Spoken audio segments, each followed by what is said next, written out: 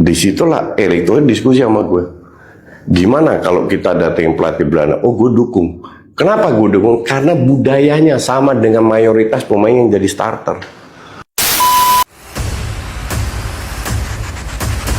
Polemik timnas makin panas. Nama Coach Justin atau Justinus Laksana kini jadi sasaran kemarahan publik. Kenapa? Karena dia terang-terangan ngaku lebih pilih pelatih Belanda ketimbang Shin Tae-yong. Bahkan, Justin sesumbar sudah menyampaikan pendapat itu langsung ke Erik Thohir. Artinya, dia ikut campur tangan dalam urusan paling vital, kursi pelatih timnas. Tak butuh lama, netizen murka. Inilah Biang Kerok STY dipecat. Sok tahu, akhirnya Garuda jadi korban. Bukan karena Justin, STY masih lanjut. Padahal, jelas, STY sudah kasih bukti. Timnas lebih disiplin, mental pemain naik, Garuda berani lawan tim besar. Tapi semua itu dihentikan gara-gara ocehan sorong komentator haus sorotan. Kini di jagat maya, Justin dicap provokator, pengkhianat timnas, Biang Kerok runtuhnya proyek besar STY. Warganet bersuara keras. Kalau Erik beneran dengar Justin, berarti nasib timnas ditentukan oleh opini, bukan evaluasi profesional. Singkatnya, publik sudah jatuhkan vonis. Coach Justin dianggap dalang. Dia yang harus tanggung jawab moral atas tumbangnya Shin Tae-yong. Garuda kehilangan pelatih visioner. Dan netizen yakin, satu nama yang paling bersalah adalah Coach Justin. Coach Justin, Biang Kerok, gara-gara mulutnya Shin Tae-yong tersingkir dari timnas Garuda.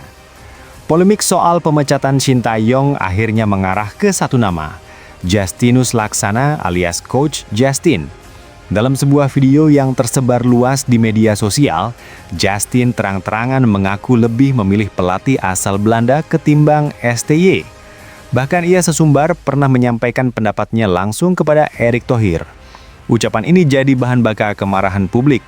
Netizen menilai Justin bukan sekadar komentator, tapi sudah kelewatan ikut campur urusan timnas.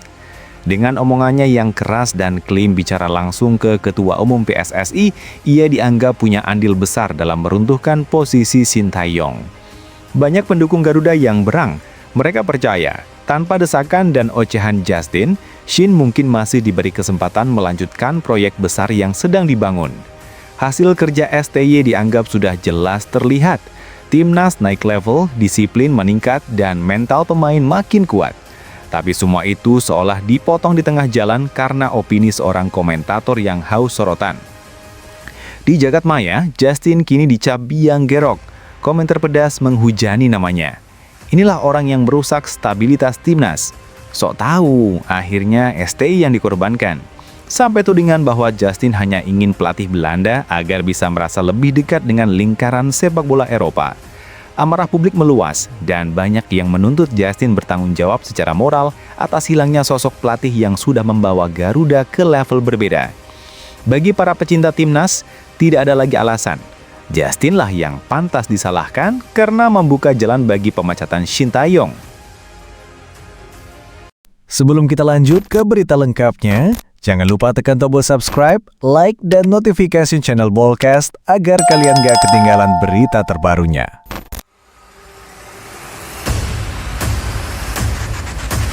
Kevin Dix versus Werder Bremen, yang kini bermain untuk Borussia Mönchengladbach, mengalami periode sulit di klub. Dalam laga terakhir Bundesliga melawan Werder Bremen, timnya kalah telak 4-0 dan Dix mendapat rating rendah sekitar 5,7. Musim 2025-2026 ini, ia belum mencatatkan gol maupun assist. Meski begitu, ia tetap dipercaya tampil penuh sebagai starter. Jai Itzes versus Lazio. Jai Itzes disebut tampil solid sebagai bek tengah sejak menit pertama hingga akhir pertandingan. Statistik dari FotMob menunjukkan ia melakukan sekitar 90% operan sukses, 44 dari 47 percobaan dalam laga itu. Ia juga tercatat melakukan beberapa recovery bola sekitar 3 kali, serta 2 aksi bertahan penting sapuan, blok atau intercept yang membantu menjaga lini belakang timnya agar tidak kebobolan. Selain itu disebutkan bahwa Jai Itzes sangat disiplin dan menjadi pilar utama di lini belakang Sassuolo, terutama saat menjaga pertahanan menghadapi serangan Lazio. Secara keseluruhan, Jai Itzes mendapat penilaian positif. Meskipun tidak mencetak gol atau assist, kontribusinya di lini belakang dianggap sangat membantu kemenangan 0-1 Sassuolo. Isu reshuffle kabinet Prabowo yang menyeret nama Erik Thohir semakin ramai dibicarakan. Apalagi ketika muncul kabar bahwa posisinya juga rawan jika ada perkembangan kasus-kasus hukum yang kini tengah ditangani Kejaksaan Agung. Erik sebagai Menteri BUMN memang beberapa kali ikut terseret dalam pemberitaan seputar investigasi BUMN strategis. Walau tidak ada keputusan resmi yang menyebut ia terlibat langsung, rumor di dunia maya menyebutkan bahwa jika ia dipanggil dan kasus itu meluas, maka posisinya di kabinet maupun di PSSI bisa terancam. Spekulasi berikutnya pun muncul. Siapa yang akan menggantikan Erik di PSSI bila ia harus mundur atau terpaksa melepas jabatan? Nama yang paling sering muncul adalah Ratu Tisha Destria. Wakil PSSI yang kini duduk di Komite FIFA itu disebut punya peluang besar karena rekam jejaknya di kancah internasional, kedekatan dengan federasi global, serta pengaruhnya di lingkungan sepak bola nasional. Di jagat maya, beberapa akun pengamat bola dan politik sudah mengaitkan isu ini. Menurut mereka, bila Erik terbawa arus reshuffle dan masalah hukum, peluang Tisha untuk naik ke kursi ketua umum PSSI terbuka lebar. Tisha dinilai memiliki modal legitimasi internasional sekaligus citra bersih dibanding elit-elit sepak bola lama yang kerap dikaitkan dengan kasus. Namun, tentu saja semua ini masih sebatas spekulasi. Belum ada tanda resmi bahwa Erik akan digantikan di PSSI, apalagi ia masih aktif memimpin federasi. Tetapi publik paham, dinamika politik dan hukum di Indonesia sering bergerak cepat. Jika benar Erik tersandung masalah serius, maka PSSI tidak mungkin dibiarkan kosong terlalu lama. Dan nama Tisha bisa menjadi opsi paling realistis. Akhirnya, wacana ini menambah bumbu panas di dua panggung sekaligus. Kabinet Prabowo yang tengah diguncang reshuffle, dan dunia sepak bola nasional yang sewaktu-waktu bisa menyaksikan pergantian pucuk pimpinan. Manajemen FC Twente akhirnya buka suara soal masa depan Miss Hilgers setelah drama transfer musim panas 2025 berakhir pahit. Direktur teknis Jan Struwer menegaskan bahwa klub sebenarnya sudah siap melepas Hilgers. Sejak awal, Twente tidak menutup pintu jika ada tawaran serius datang. Bahkan, mereka menilai bahwa bagi Hilgers, inilah waktu yang tepat untuk mencoba tantangan baru di luar Belanda. Namun, kenyataan di lapangan berbeda. Hanya Sodebrecht yang benar-benar melakukan pendekatan konkret. Dan itu pun gagal karena proses medis dan administrasi tidak selesai sebelum bursa transfer ditutup. Struwer mengakui bahwa kegagalan ini bukan sepenuhnya salah Hilgers. Pihak klub dan agen sudah bekerja, tetapi waktu yang sempit membuat semua berantakan.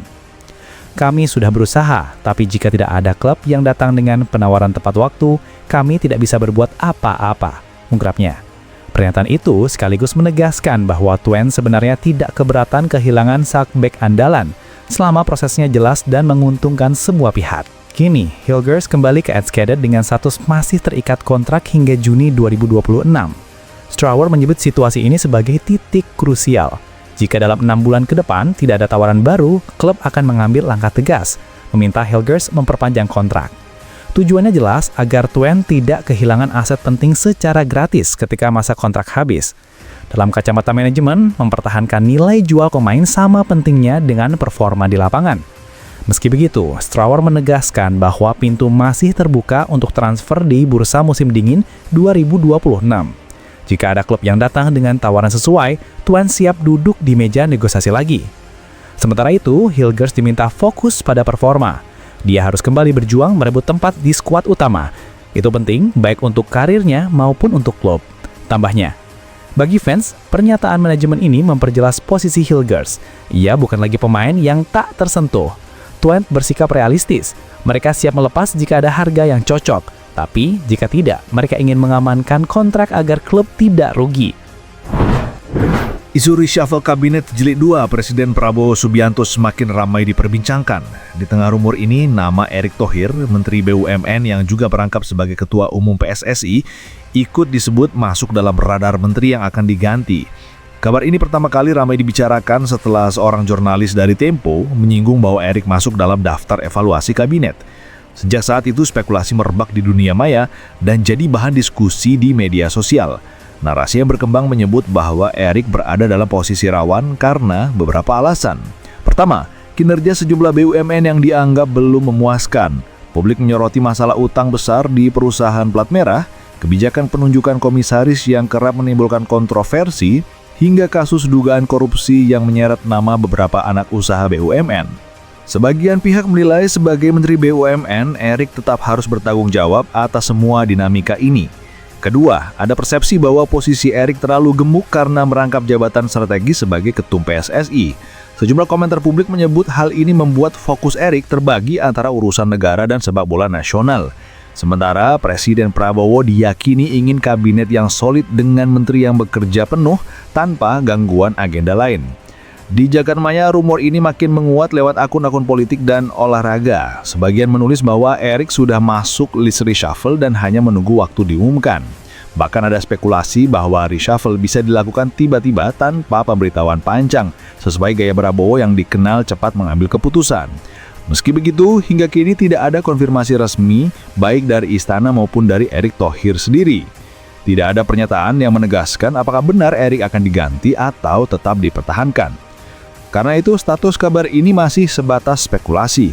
Namun publik sadar bahwa reshuffle kabinet adalah hal yang lumrah, apalagi jika presiden ingin menguatkan pondasi pemerintahan di awal masa jabatannya. Fakta bahwa nama Erik terus disebut dalam percakapan publik menunjukkan bahwa posisinya dianggap penting. Jika benar reshuffle terjadi dan Erik ikut diganti, maka dampaknya akan besar, bukan hanya bagi jalannya BUMN, tetapi juga pada kepemimpinan PSSI. Inilah yang membuat isu ini menjadi topik panas di dunia maya, dengan warganet terus menunggu kejutan berikutnya dari Presiden Prabowo.